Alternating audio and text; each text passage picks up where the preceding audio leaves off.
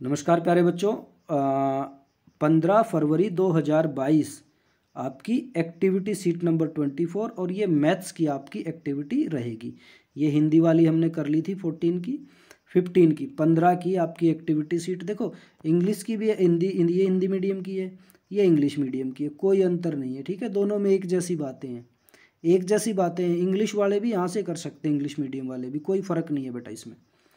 अभी देखो क्या है, इसमें आपको हम सिखा रहे हैं कैलेंडर के बारे में। कैलेंडर सबके घर में होता है, सब है ना बेटा, सबने देख रखा होगा। तो आपके घर में भी ऐसा कैलेंडर होगा। उसमें क्या होगा, जनवरी, फरवरी, मार्च, अप्रैल, मई, जून, जुलाई, अगस्त, सितंबर, अक्टूबर, नवंबर, दिसंबर, ये महीने ऐसे करके सब में लिख रखे होंगे। ऐसा ही कैलेंडर होता है।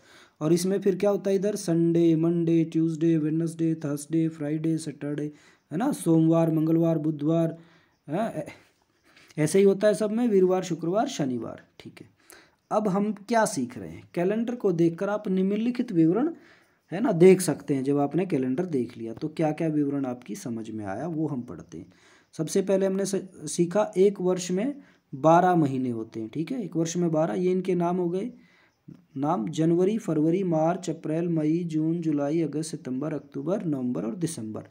अब क्या होता है, एक साल में 365 या 366 दिन होते हैं। अब आपको हो गए सर 365 होते हैं या 366, दोनों होते हैं। 365 भी होते हैं, 366 भी होते हैं। कैसे, एक लीप वर्ष में 366 दिन होते हैं, एक लीप वर्ष में 366 दिन होते हैं। अब लीप वर्ष क्या होता है वो भी जान लो।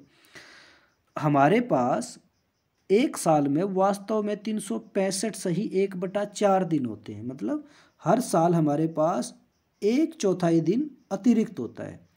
तो 4 साल बाद हमारे पास 4 1/4 होते हैं। एक 1/4 हो गया और एक और चौथाई हो गया, एक और हो गया और एक और हो गया। तो 4 साल बाद हमारे पास कितने हो गए, 4। 4 1/4 मिलके एक बना देंगे। ठीक है, 4 1/4 मिलकर एक बनाते हैं। कैसे, अब ये भी समझ लो। जैसे 100 रुपये होते हैं, ठीक है, और 4 25 रुपये मिलाकर अगर 4 25 मिला लें तो वो कितने हो जाएंगे, पूरे 100 हो जाएंगे ना।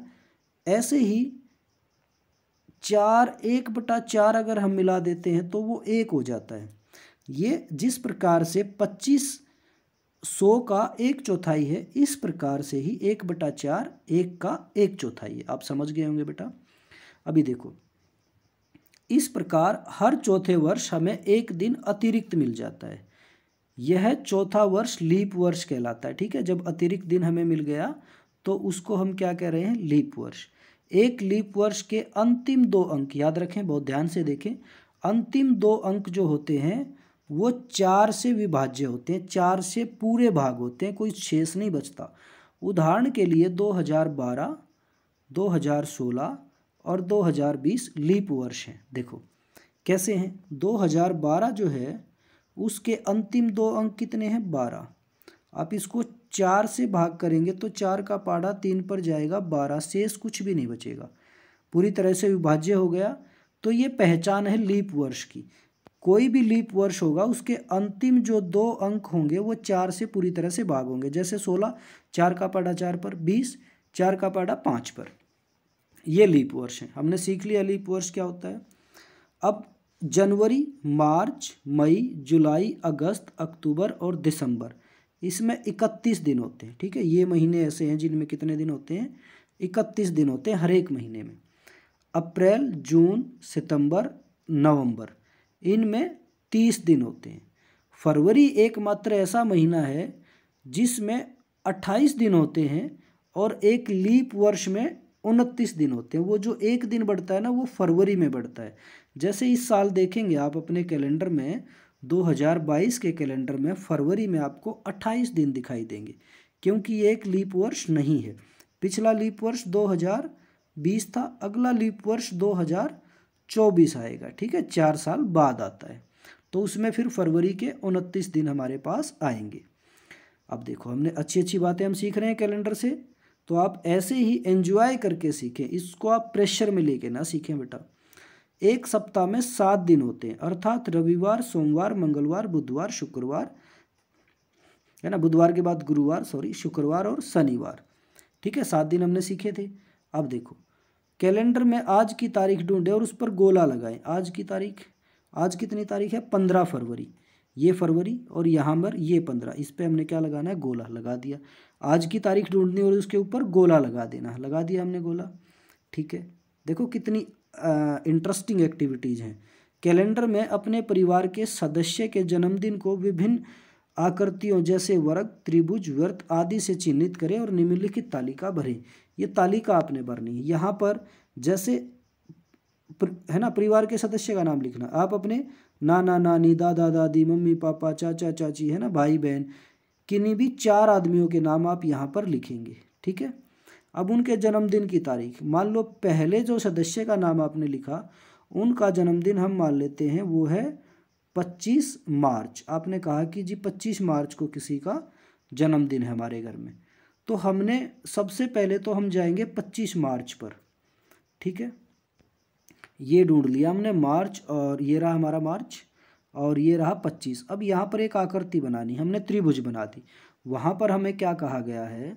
हमें ये कहा गया है कि हम आकृति जो बनाएंगे वो या तो वर्ग हो, हमने सीखा था, जिसकी चारों भुजाएं बराबर वर्ग, या त्रिभुज जिसकी 3 भुजाएं हो त्रिभुज, या वृत्त जो गोला होता है उसको वृत्त कहते हैं। अगर आपने एक सदस्य का नाम और बचता है तो उसके लिए हम आयत बना सकते हैं, 4 भुजाएं और आमने सामने की भुजाएं बराबर आयत। तो उस तारीख पर जा कर के जैसे हमने अभी वहाँ पर त्रिभुज बनाया, वहाँ पर आप चतुर्भुज बनाएं, आयत बनाएं, और आप क्या बनाएं? वृत्त बनाएं, और परिवार के सदस्य का नाम और जन्मदिन की तारीख, और उस तारीख को यहाँ कैलेंडर में ढूंढें। और कैलेंडर में जैसे हमने यहाँ पर ढूंढ ली, आप मान लीजिए 10 जून। ठीक है, 10 जून को हमने, फिर हम यहाँ पर वृत्त बना देंगे। ठीक है, कहीं पर हम आयत बना देंगे, ऐसे। अब लास्ट में आपके लिए एक्टिविटी जो है, अपने दैनिक जीवन में आप कैलेंडर का इस्तेमाल कब और किस काम के लिए करते हैं? देखो बहुत सारे काम है जिसके लिए आप कैलेंडर का इस्तेमाल करते हैं, सोचो किसके लिए करते हैं। इसके लिए आपने डिस्कस करना है हमसे। आप स्कूल में आइए और हमारे साथ डिस्कस कीजिए, और आपके जो सहपाठी हैं उनके साथ भी आप चर्चा कीजिए। जो बच्चे स्कूल किसी कारणवश नहीं आ रहे हैं वो घर पर अपने मम्मी पापा, अपने बड़े भाई बहन से इसके बारे में ज़रूर चर्चा करें कि कैलेंडर का इस्तेमाल हम कब और किस चीज़ के लिए करते हैं। तो प्यारे बच्चों, ऐसे ही अपनी वर्कशीट्स को एंजॉय लेके करें, कहीं से नकल करके बिल्कुल ना करें। और यहीं से जैसे मैं आपको बता रहा हूँ कि आपने अपनी एक्टिविटी शीट कैसे करनी, मैं आपको SCERT के अकॉर्डिंग बता रहा हूँ, तो आप यहीं से सारा अपना काम करें बेटा। Thank you.